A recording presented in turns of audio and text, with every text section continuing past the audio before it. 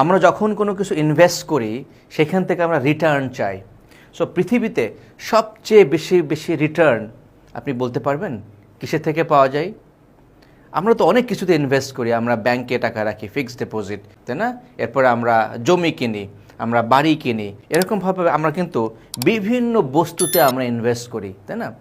এর সব কিছুই কি আমাকে সবসময় রিটার্ন দেয়, সমানভাবে রিটার্ন দেয়, কনসিস্টেন্টলি রিটার্ন দেয়? না, কখনোই তা দেয় না, সমানভাবে দেয় না, কনসিস্টেন্টলিও দেয় না।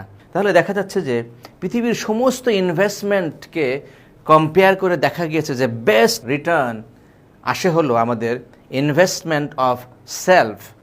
নিজের প্রতি যখন আমরা ইনভেস্ট করি, নিজের প্রতি যখন আমরা ইনভেস্টমেন্টটা করি নিজের উপরে, সেই ইনভেস্টমেন্টের রিটার্ন কমসে কম স্ট্যাটিস্টিক্স বলছে 30% to 1000%।